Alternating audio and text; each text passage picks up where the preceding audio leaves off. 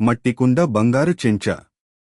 ఒక అందమైన చిన్న గూటి దగ్గర ఉన్న పిచ్చుకలు గుసగుసలాడే అరణ్యం పక్కన మాయా మరియు అర్జున్ అనే యువ దంపతులు నివసించేవారు.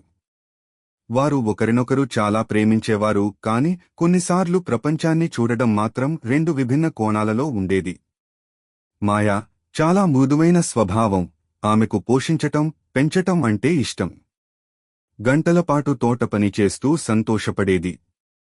అర్జున్ ప్రాక్టికల్, చేతిపని చేయడం, కూల్గా సరిచేయడం, నిర్మించడం అతని ఆనందం. ఒకరోజు సాయంకాలం మాయా వంట చేస్తోంది. ఆమె తన అమ్మమ్మ నుండి వచ్చిన పాత మట్టి కుండలోని నీరు జాగ్రత్తగా ఒక గ్లాసులో పోసింది. అర్జున్ మాత్రం దాని అంచులు కొంచెం దెబ్బతిన్నట్టు చూసి, ఇదేం అవసరం పాత కుండ? మనం కొత్తగా మెరుగైనవి వాడకూడదా అని అనుకున్నాడు. అతను ఎంతో కష్టపడి తయారుచేసిన మెరుస్తున్న బంగారు చెంచాను ఆమెకు చూపుతూ, ఇది చూడు. మన ఇంటికి సరిపోయేది ఇలా కొత్తగా ఉండాలి అన్నాడు గర్వంగా. మాయా మాత్రం ఆ కుండని ఎంతో ఇష్టపడేది.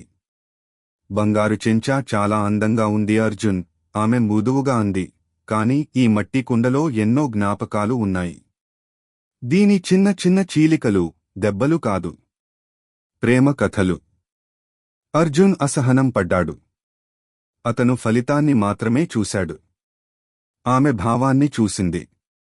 కొన్ని రోజులకు అర్జున్ పెట్టిన కొత్త దొరికిన కఠినపు షెల్ఫ్ పుస్తకాల బరువుతో వంగిపోయింది. అతను కోపంతో పరికరాలు పడేశాడు. అప్పుడు అతను మట్టి కుండ వైపు చూశాడు. తన చేతులు చూశాడు. మాయా ముఖం చూశాడు. అతనికి అర్థమైంది, కొత్తను సృష్టించడం మంచిదే, కాని పాతదాని విలువను గౌరవించడంలో ఉన్న జ్ఞానం కూడా అంతే విలువైనది. ఎప్పుడు లోతైన శక్తి అందం కొత్తదానిలో కాదు, జీవితపు కథలు పట్టుకుని నిలబెట్టుకున్న వాటిలో కూడా ఉంటుంది. అతను మాయా దగ్గరకు వెళ్లి బంగారు చెంచా చేతిలో పట్టుకుని, నీవే సరి అని నెమ్మదిగా అన్నాడు. బలమైనదికి, జ్ఞాపకాలను దాచుకున్నదికి రెండు చోటు ఉంది.